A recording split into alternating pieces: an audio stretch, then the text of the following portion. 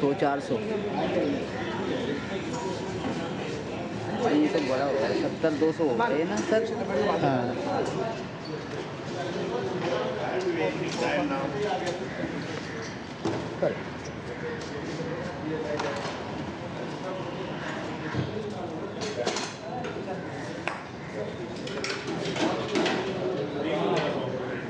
आगे से आजा पैन कर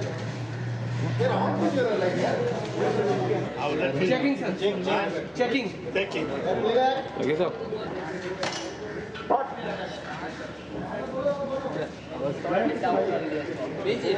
मेरा बराबर है ना चिंता करके एक ही लगा भाई एक्शन तो नहीं किया उन्होंने 3-4 सैंडा मंगाए थे सैंडा तो यार 3-4 एक रस्ते बाकी है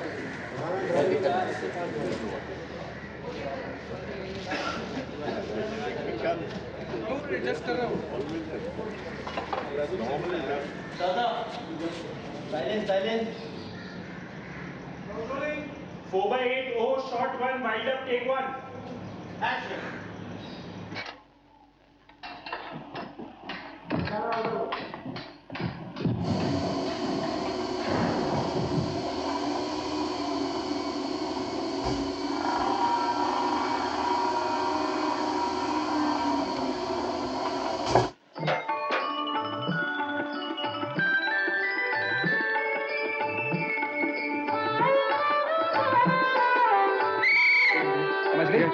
ठीक करें ठीक हाँ चलो कम चलो ठीक गाना वहीं से चालू करूं क्या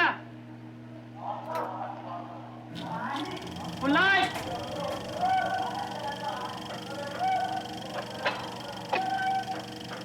तुम्हारे बिन जीना लगे घर में तुम्हारे बिन जीना लगे घर में बलम जी तुमसे मिला के अखियाँ बलम जी तुमसे मिला के अखियाँ तुम्हारे बिन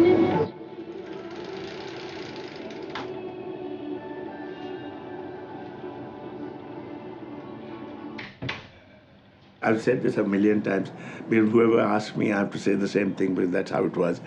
I was growing up in a little cantonment town, you know, bazaar actually, not even a town, and close to us because it was the army was located. So first it was British Army, then the British Indian Army, then the Indian Army, and so on. So we had a garrison cinema very close to where we used to stay, where they used to have 3 changes in a week, which was, I mean, I can't believe that how lucky one was.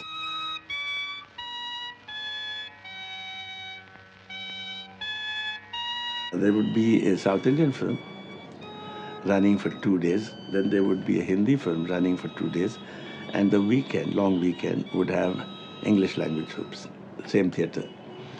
So my first introduction to cinema in a theatre was at Garrison Cinema, where I was about 6.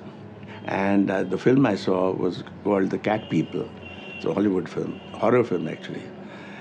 But I just loved it. I thought I wanted to become a filmmaker from that point onwards.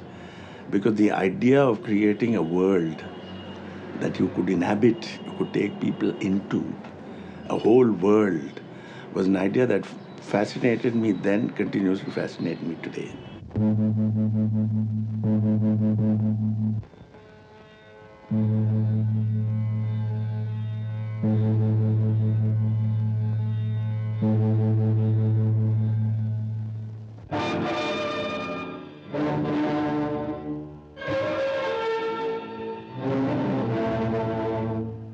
My father had this way of taking his huge family, we have a big family, to a movie once a month.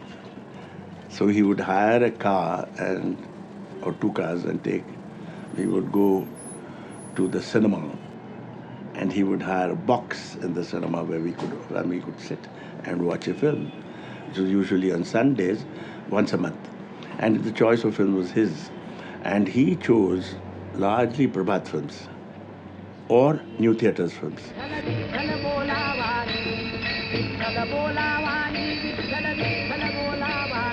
Ramakrishna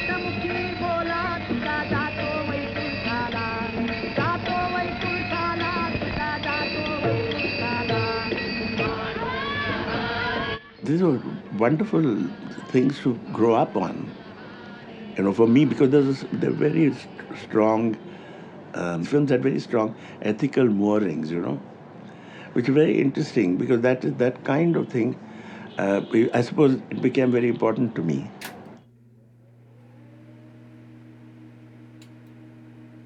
My eldest brother was very interested in the cinema. He and Gurudat grew up together in Calcutta. And he used to collect a lot of books and magazines on cinema. Once he'd finished reading them, he'd send them to me. When Gurudat made his first film, which was I think around 1950 or 51, made a film called Bazi. And at that time, I was in school. I was about 15 years old, and I was most impressed.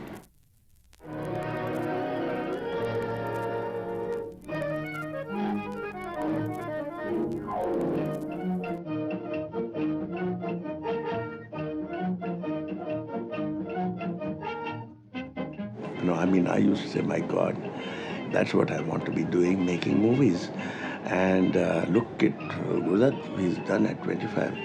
And I said to myself, if I can't make a film till the age of 20, if I'm not, until I have to make a film before I'm 25. Because if I don't, life's not worth living, I'll commit suicide. But these things happen to you when you're that age.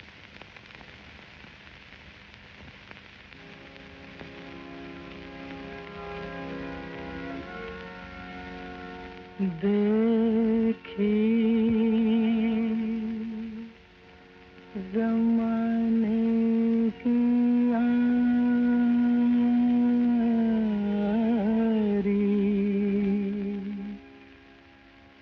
बिछड़े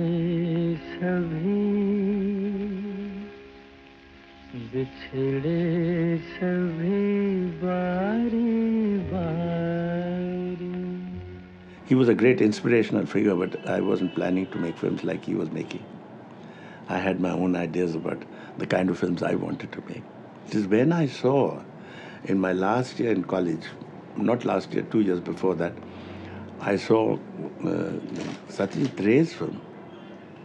When I saw Pather Panchali, that is when I said, my God, this man is making the fine kind of films that I've always dreamt of. It was incredible. And when I saw that, and I said, here is a man who knows. Who knows. He's not just doing things because that is how things are done. He's making a film that he wanted to make. And so that was the penny that dropped for me.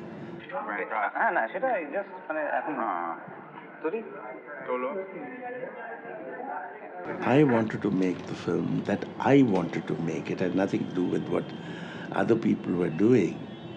That was most important to me then, as it is even today. So I never thought twice about it. I never thought, because I can tell you, when you asked me, you never thought of how successful, how this, that, and the other. Let me tell you, when I made Ankur eventually, it took me a long time, and I'd gone well past my 25-year age deadline, but anyway, when I could make that film, I made it. My first thought after I made the film was at that time, will people want to see this film?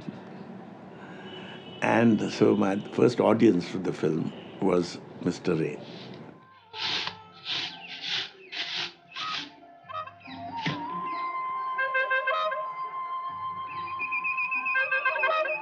And my first question to him was, will this film run at least for a day? He said it'll run for much longer than that. He laughed, and he said it'll run for a much longer film. What are you worried about?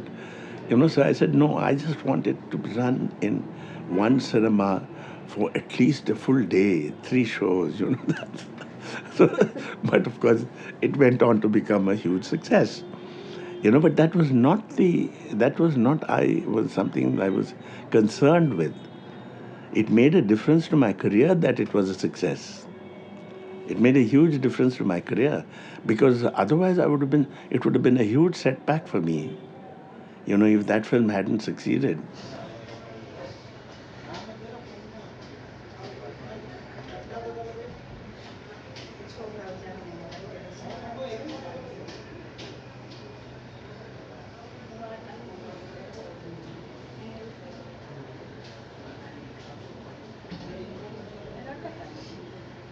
My idea when I make a film is, does this have any kind of experience, any kind of insight that people can take home with them after they see the film?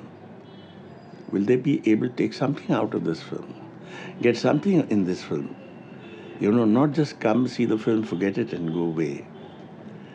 For those 2 hours or 2.5 hours or 3 hours, they watch something, they enjoy it, and then they disappear. Then it doesn't really matter to them. That was not the concern. And not the concern even today. If I can provide some kind of relevant experience in terms of one's own life or other people's lives, and somewhere it reverberates, in somebody's mind, in somebody's, that there is some truth in this. If that happens, then I'm satisfied.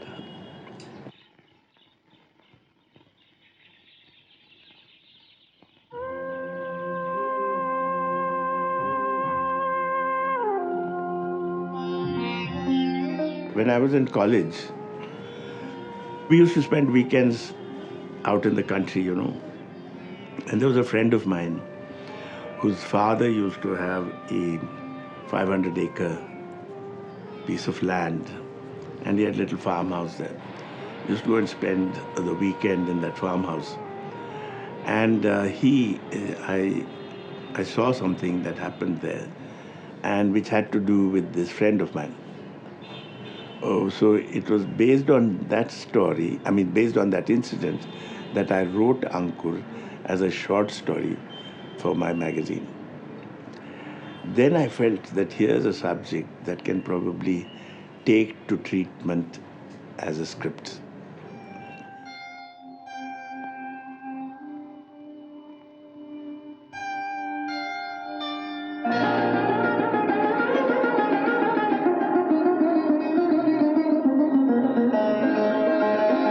And so I was taking this to various producers in Bombay. And I would always get negative answers. Nobody felt that it would make a good film. And of course, many of them thought that I was making an immoral film. Yeah, because I was saying that here's this woman who has gone to bed with and is pregnant. And, nobody forced her to go to bed with this young man. She did. And she wants to have that child. क्या ज़्यादती है, and ये heroine बन गई. When I was asked to go and meet Shyam Benegal, I had no idea who he was. But Shama Zedi spoke about him very highly. And Rishikesh Mukherjee, who used to be a mentor of sorts to me, said that he was a very good technician and he had made 3 very good films on classical music, and that of course I should go and meet him. And then I met him at this ASP office in which he was still doing advertising. And for some strange reason, I don't know why, I had worn a sari. I remember it was a yellow patti ka kaam ka sari, and I'd worn a big red bindi, and my hair was in a plait. And I went and met him. I found him extremely cordial and very warm. And he asked me just 2-3 questions, of which one was, how good are you at dialects? And I said, what dialect are you talking about? And he said, Hyderabadi. So I immediately burst into Hyderabadi and I said, क्या होना आपको हैदराबादी के बारे में? मैं पूछ लेती हूँ, बहुत अच्छी तरह से जानती हूँ मैं. So he said, how come? And then I said, I have family in Hyderabad and all that. Oh, yes. Apart from that, body language, her face, her body language is so perfect. I took her instantly as she was walking out. I said, Shabana, what about doing my second film as well? Which was Nishant. I haven't even started to make Ankur. At which time, I was thinking also of casting her in Nishan. She sort of looked quizzically at me, not sure whether to believe me or not. She says to me later that she went home and told her mother that there's this fraud who says he's going to make this film, and he's not offered me one film, he's offered me 2 films already. And he said, all right, can you show me some photographs? Have you brought some photographs? And I brought out these really silly photographs of me in a hat, posing and doing all kinds of things. And he looked at it and said, oh my God. And he said, never mind. He quickly hid the photographs and said, I'll get you photographs. And before I knew it, I was in Hyderabad in a unit full of 40 men with no women there. But I felt amazingly secure and very comfortable, because Shyam Benegal's units really are like family, and Shyam himself is personally very, very caring about his actors. Anant Nag's casting was a real accident. I've said this again a million times before, but it's an accident in the sense that Satyadev Dubey was this great theatre person. He also used to train actors, and he had an unerring eye for good actors. I often used to consult him, and he was doing my dialogues in any case. Now, Satyadev Dubey said, look, I have a particular person in mind. Parshuram, क्या बात हुई? So this young man who he sent to me came, and for some kind of moral support, got another person with him. So the two of them sat and I met them. While he was the guy Satyadev thought that would be right for me, I was talking to him all the while looking at the other guy. And so after that meeting was over, as they were going, I called the other guy. I said, I'll take you in the film. And that was Anant Nag.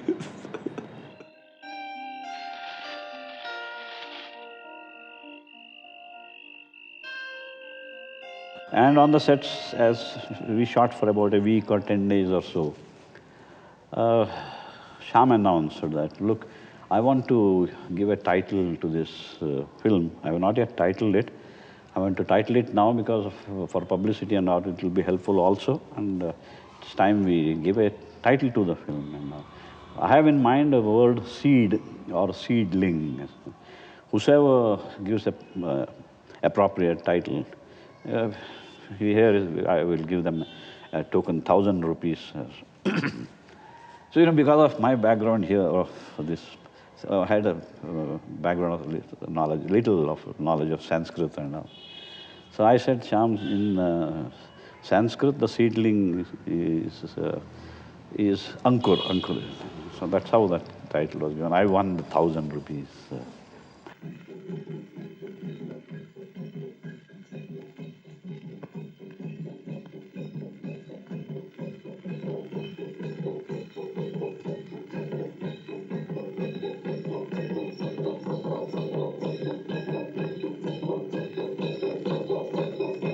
My guru, Mr. V.K. Murthy, he was the cameraman of Mr. Gurudutt's films.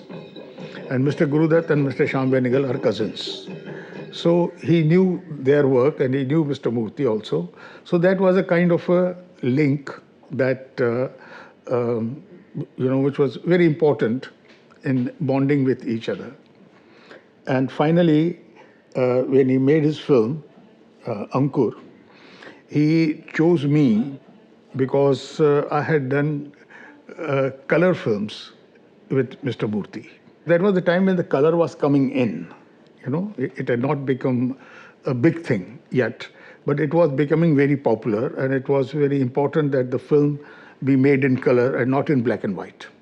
After that, it became much easier because then I made Nishant. For Nishant, of course, the idea for Nishant was there even a little early, much before this, but the fact was I kept it on the back burner.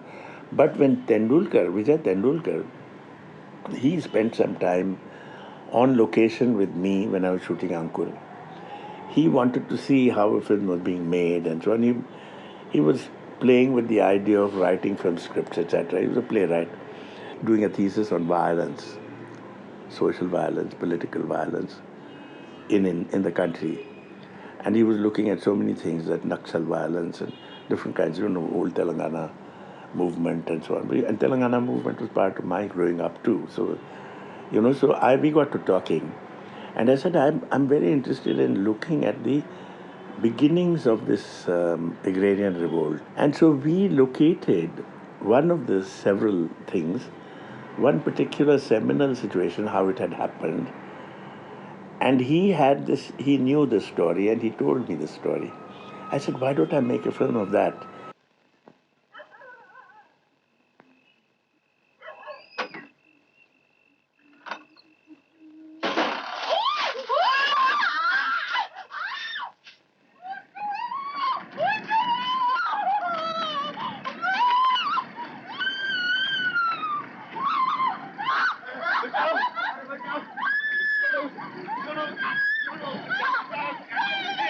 And हमने जो look बनाया था उस picture का, that was from Rembrandt's, and the paintings that we had referred to was the Night Watch and Reading the Bible. These are the two paintings, which there's the source of light established, very well established there, and that's what we followed.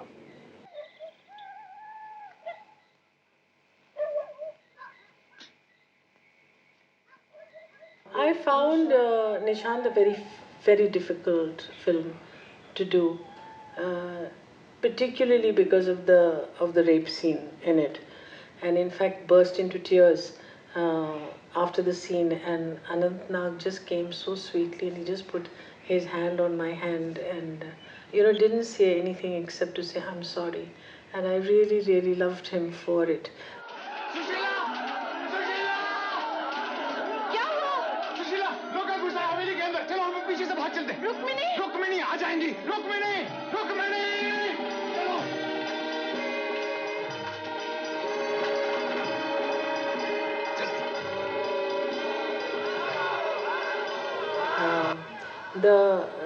The violence of it, the politics of it, I have to be honest that at time I did not understand that very well.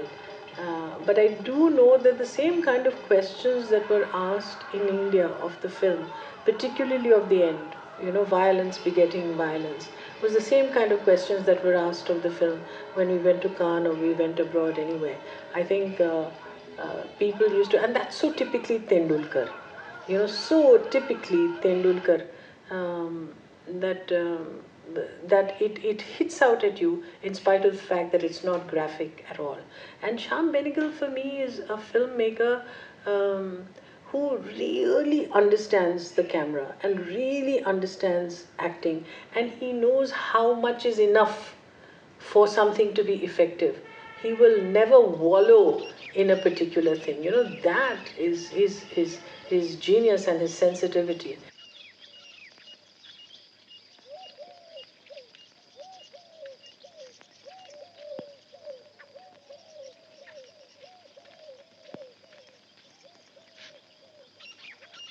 क्या है?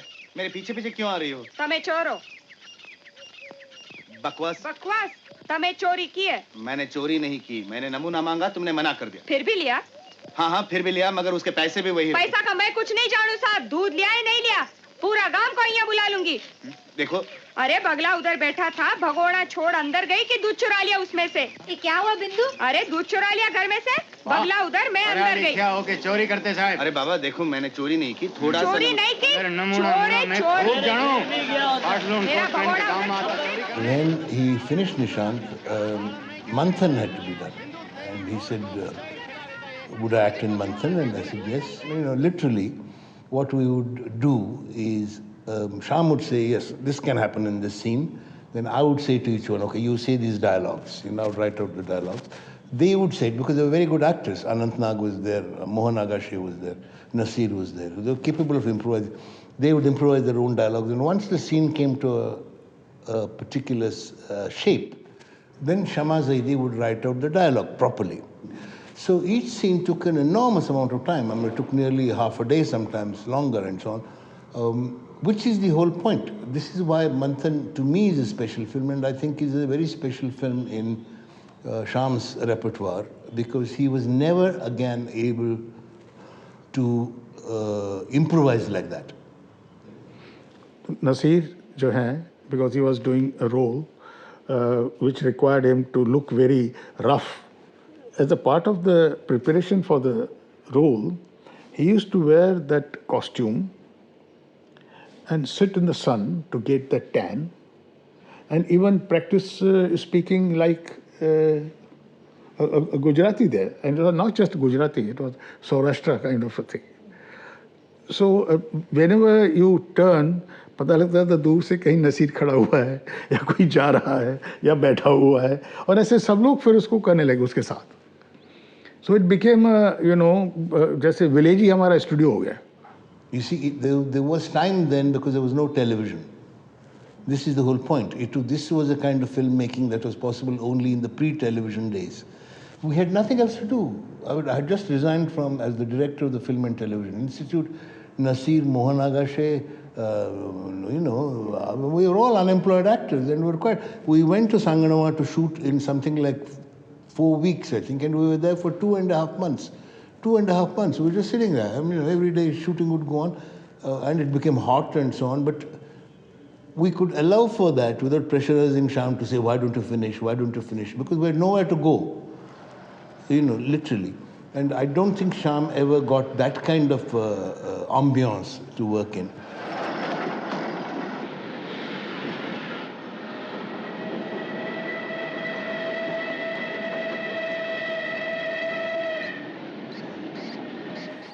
You see, the sense of reality of anything comes only when you have when you actually can smell the soil, as it were. I'm a great believer that the more local it is, the more universal it becomes. You have to, but that local has to be real, true. And how do you get it to be true? One of the elements is speech. Apart from everything else, it's the speech. Because speech, language, opens up a whole culture. But I was doing Manthan in Hindi. I wasn't doing it in Gujarati, although it took place in Gujarat. But the funny part of it was that after I shot it, I felt that I'm going to read up the film. And there was this wonderful person who helped us recast the dialogues in that fashion. And when we did that, and when we made the film, it led Gujarat Samachar or some big newspaper in Gujarat, when the film was released, to say that this is the first film made in Gujarati.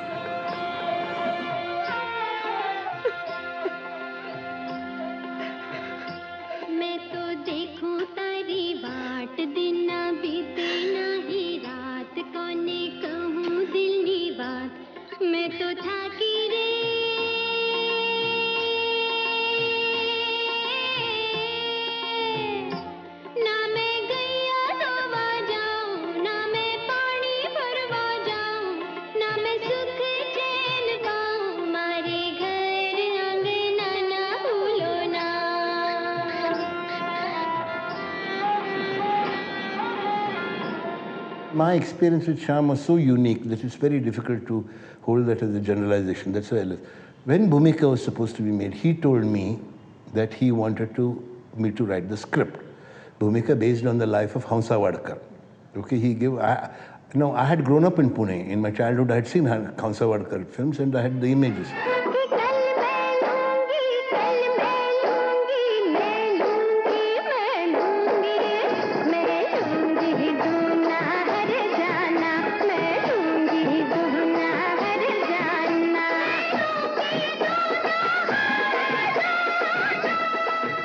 And you know how the script was written? There was no money. No money for a hotel. I didn't ask for a hotel. Shyam's flat, if you have seen it, has a living room, a bedroom, and a small room for his daughter, okay, to sleep. The daughter, she was then about 3 or 4 years old. She slept on a bunk bed on top. There was space underneath, a cot was put for me. So I slept on that cot. I was fed and dined and wined and whatever it is. Shyam would go to the office. He would come in the evening. We would sit and discuss what is to be done next day. Then I would make notes. We would read and discuss and all that. We would drink. Then he would go. Then all through next day I would write what we had discussed the previous day. And then discuss it in the evening.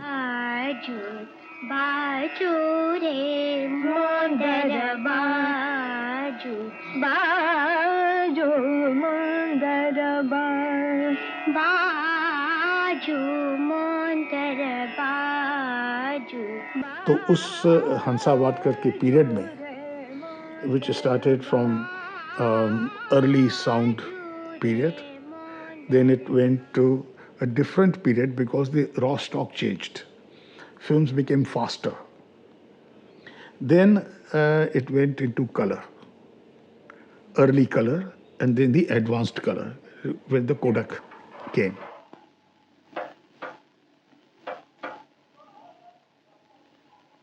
Ready for take? Okay.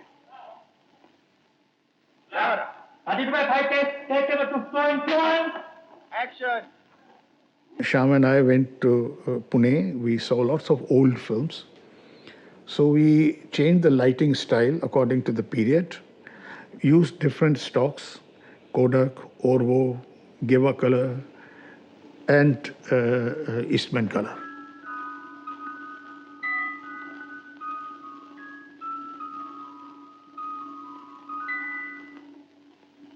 The great excitement of the 70s is that we knew that we were doing something very different, and it was being made possible by Shyam. There was no question at all. If it wasn't there, if he wasn't there, it wouldn't have happened. Because, one thing about Shyam was that he did not take money from FFC, NFDC, nothing. He got his own producers. Like I did too. And when I made my films in Canada, I had my own private producers.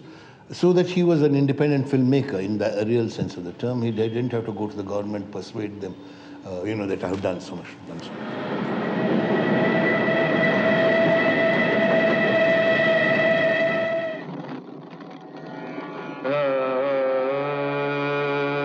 He was the pioneer of parallel cinema, because although you had Ray and you had Mrinal Sen, they were making films in Bengali, it was really left to Benegal to start Hindi films parallel cinema movement, and then that led to a whole lot of filmmakers who then could start making films of that kind because they were commercially viable. Remember this, that Shyam Benegal used to make his films on very small budgets, very stringent budgets. His production was very well organized, no time was wasted on the sets, and so he was able to control the budget of the film. And the actors virtually all worked for free in most of the films. I mean, I was paid 15,000 rupees in Ankur, and so many years later, I think I was paid 30,000 for Mandi or something like that, But the actors did it because they valued what playing with Shyam Benegal would actually give to them in terms of their own creative satisfaction.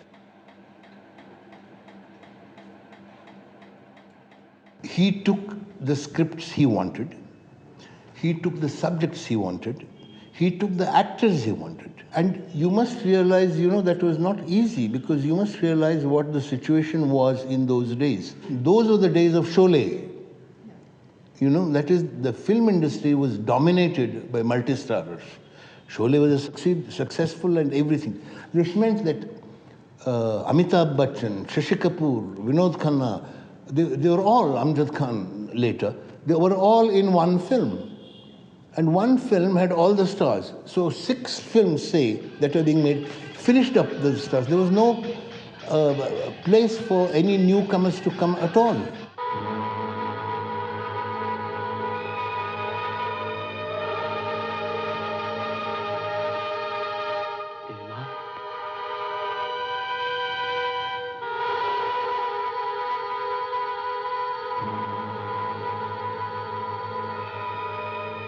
आ गई देवी माँ, तुम्हारा कहना सच है माँ। पाप के बोझ से दम घुट रहा है और सारा पाप उस देवड़ी के अंदर है। पाप कम करवाने के लिए भजन तो करवा रहा हूं माँ। अब पाप कम हो जाएंगे ना? And that film was about omens, superstitions, and all this kind of. One could know how deep he is in that film. But on one level, it was just a plain, simple story of a man who is a failure in life, really. But there are undercurrents of sex and sexuality to it, and especially the repression of sex and sexuality. And on the top, above that, the third level, which is totally philosophical and spiritual.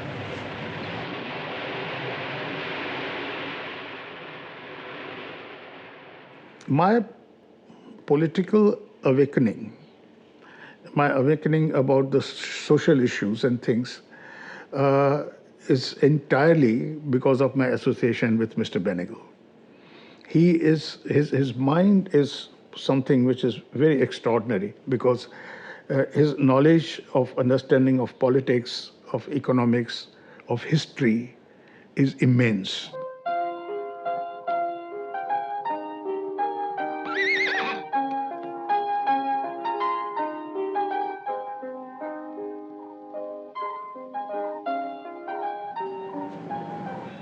I read Ruskin Bond's story called Flight of Pigeons. And I was most impressed with that story because I said, what a marvelous film subject it was. About an Anglo-Indian mother and daughter and their travails.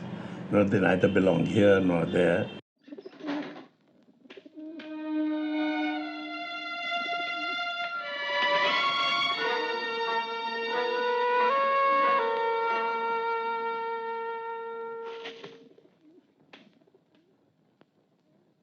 मैं बात करना चाहता हूं। देखिए, फिक्र की कोई बात नहीं है। आपकी बेटी से बाकायदा निकाह करूंगा। In Shahjahanpur, I went to the Christian burial ground, cemetery, and I found there's graves. And so having found the graves of the mother and the daughter, I went to the church. And there I heard about this Labrador family. From there, I went to Delhi and I went straight to the National Archives and started to look at the material from 1857, original documents. And so in the gazetteers, because there was something about Ruth Labrador, who eventually had gone to Calcutta and settled and was running a boarding house there. That's played by Nafiza Ali. So I got further interested in this and then made a backtrack. I'd gone to Kakori and I met this particular family and this old lady. She was quite old. Must have been in her late 80s. And then she started to tell me about the Qadar. I said, but you weren't living then. She said, you come to my house. And she took me and showed me bullet holes in the kitchen, which had been, because some members of her family were shot dead by the British in the kitchen, in the rasoi. So she had showed me all of that. Suddenly, history came alive in a way that was quite extraordinary.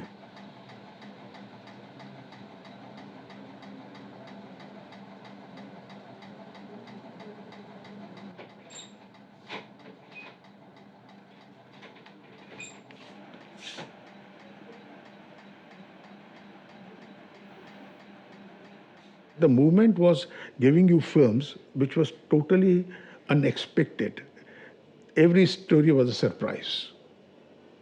And there was the other factor that made the movement very significant was that movement questions. It raised questions. It criticized certain institutions. So all this was happening and it was giving a lot of, intellectual flux to the movement, a lot of discussions.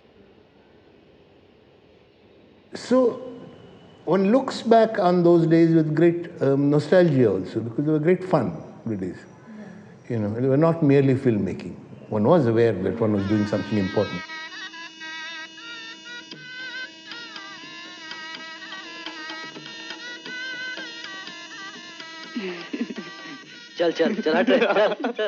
I have been very lucky with the people who I have collaborated with or who've collaborated with me. Because I have a great amount of respect for people's talent, and when they offer it without any kind of reservation, I accept it greedily also, because I don't say no to that, because some people have a tendency to feel though, this is going to change the picture that I have in my mind. But I don't mind it if it's going to make a better picture.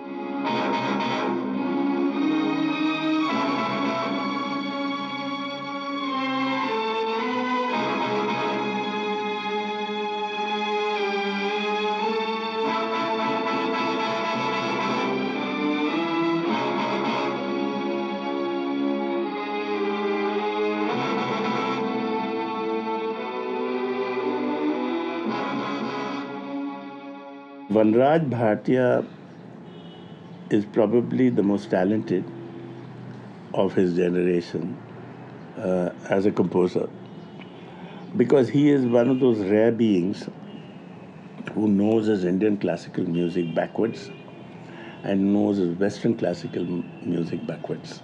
He has been my composer for almost 45 years, if not more.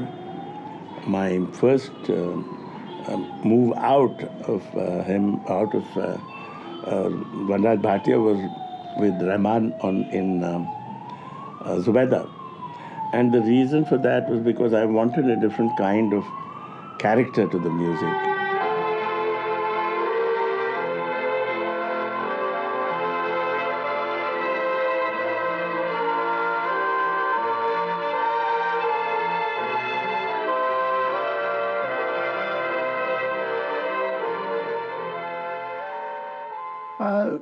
I did most of his films except the latest ones. Yeah, as I told you, he used to leave me alone to do what I liked. And he never interfered, really. I knew what his films required, and I gave it to him. And people liked what I'd done. Last one was Sardari Begum. Did you see that?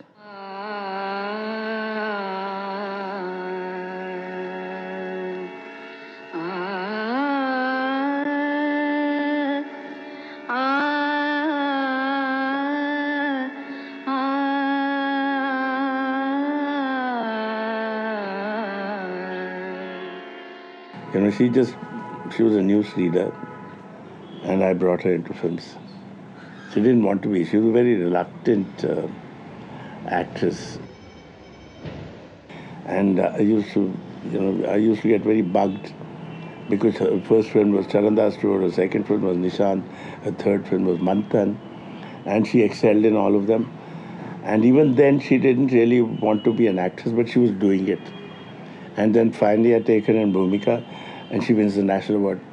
And after winning the National Award in Bhumika, then she decides that film is going to be her career. Not until then.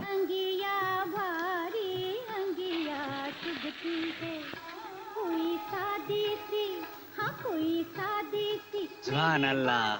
वाह वाह वाह अरे वाह वाह क्या सारी लौंडिया की सूरत शकल भी कमाल है. I was very concerned about playing Rukmini Devi, because in my head she should have been a much older woman than I was, and I didn't know how to get over my sort of apprehension over that, and so I decided that I would actually go and visit some brothels.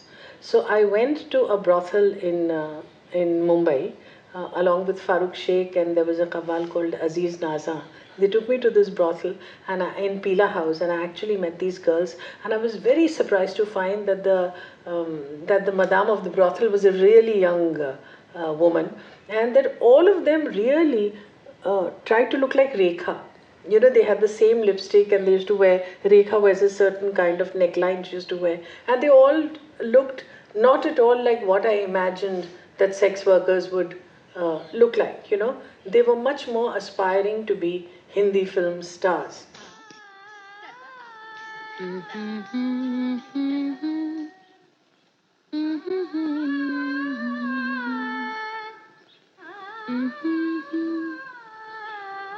बिगड़े जमाने की बातें Mandi worked because the star cast was so spectacular. You had people either who were from the Film Institute or they were from the National School of Drama. And actually, it was really the parallel star league, so to speak. I mean, name one person and he was there.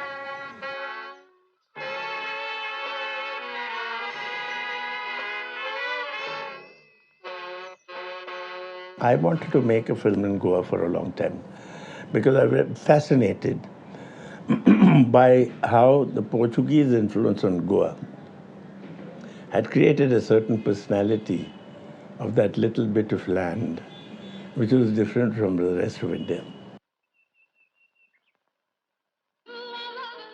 देखिए तो कि बाजा बजने के कारण Sylvia कितनी खफा है। ये लोग पुर्तगाली भाषा बोल रहे हैं, मगर आप समझ ही गए होंगे कि क्या कहा जा रहा है। It was actually, box office-wise, the biggest failure of mine. You see, it was released in Bombay and I think it ran for about 3 days. It had to be replaced by a film where there would be audiences to come and see it because it failed miserably. चलिए ना मम्मा। कैसे चलूं बेटा? मेरा सब कुछ यही है। मम्मा सारी रस्में पूरी हो चुकी हैं। बेटा, मैं ऐसे कैसे छोड़ दूं उन्हें? ऐसे लगता है कि एनेस्तु का चेहरा भूल गए तो अपना चेहरा याद नहीं रहेगा। यही है वो चेहरा जिससे रोज मैं आईने में देखती थी। अगर वो मिट जाएगा तो क्या बचेगा मेरे लिए?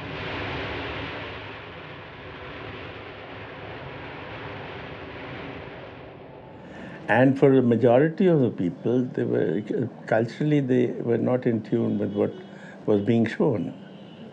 You see, that was the most important thing, because I must tell you that a very respected film critic in Delhi, when it went for the national awards, it did win, as you know, a couple of national awards. But the important thing was that a very, I won't name him, but a pretty respected film critic of that time wrote in one of the major national newspapers in Delhi saying what has driven Shyam Benegal to make a foreign film. Sada sinno sada sittada nimna sidrajo no vyoma paroyat kimavari vah kuha kasya sharmannamba kimate. Then came a time when the television came in. That was a new medium. It was in your home. So there was a lot of attention given to that particular medium. And that medium, in the beginning, also took some very interesting subjects, stories. And they told them almost in a manner that new cinema was making them, because there was a lot of impact of that cinema on the program that were coming on television. Because the actors were shared, the directors were shared.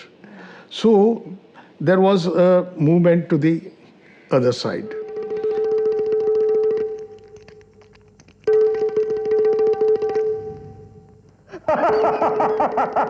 जीत गया जीत गया ये बाजी मैं जीत गया.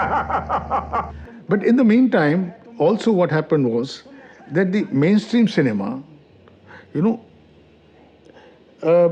reacted so strongly and came upon this movement and described it as boring, as slow, and you are projecting the poverty of India and this and that. So there was a lot of criticism, there was a lot of backlash on the movement as well. And of course, one should also accept one fact. There were lots of bad films made in the 60s and 70s, let me tell you that. I mean, in fact, the whole movement died partly because of bad filmmaking. I Because what happened is, as soon as it became clear, in Kannada it happened, that you can make films cheaply, everyone jumped into that. Anyone who had a short story published in a Kannada magazine would start and do a film, and he would find some builder or someone to give him a lakh and a half, and they would go to a village and make a dreadful film. And they flooded the market, and that partly killed the new cinema movement. And the other factor was economic.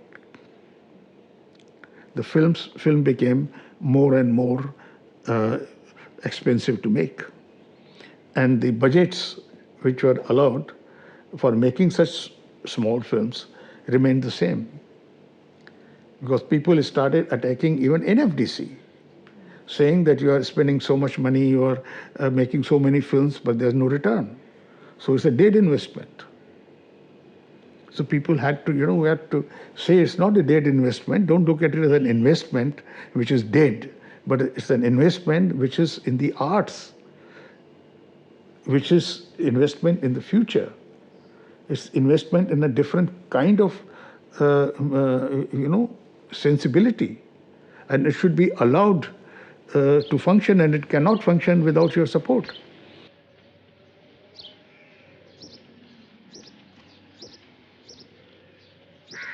तो फिर आज की कहानी का घटनाकाल केवल 24 घंटों में ही सीमित रहेगा। 29 जुलाई की शाम से लेकर 30 जुलाई की शाम एक लड़की थी शीर्षक। It was very unfortunate that its release was, I think, morning show at Liberty Theatre or something, and I was like, oh my God, ye to gayi. But I think over these last few years, so many people have seen it, of course, on television, at various film festivals, and until today I get feedback about the film, and it really makes me feel good.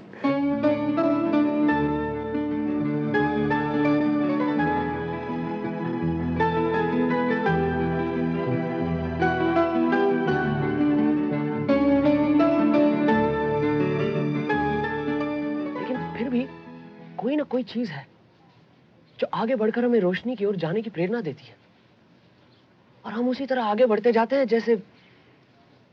जैसे 7 घोड़े सूर्य को आगे ले चलते हैं, और जो इन घोड़ों में सबसे छोटा होता है, सबसे पीछे वाला घोड़ा, उसे भविष्य का घोड़ा कहते हैं, सूरज का 7वां घोड़ा।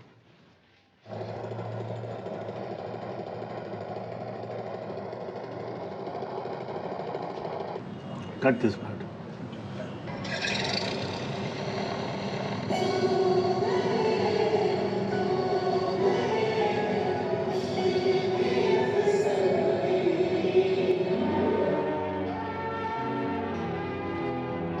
I don't know whether I have done anything that is of great significance yet.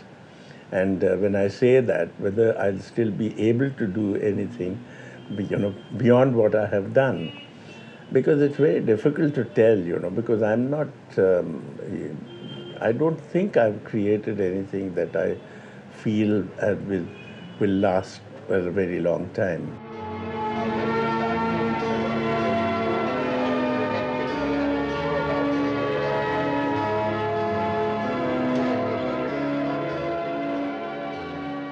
If, for instance, my life had ended when I was 35 years or 40 years of age, then people would probably say, like, with Gurudat.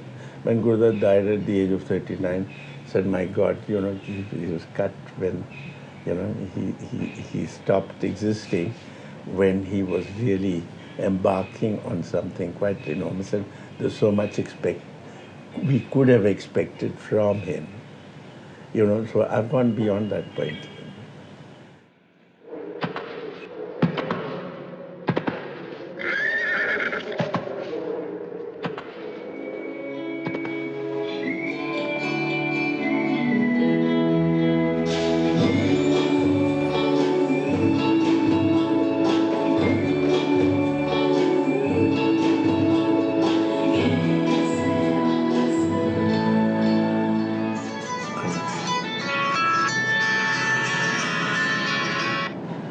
Hello?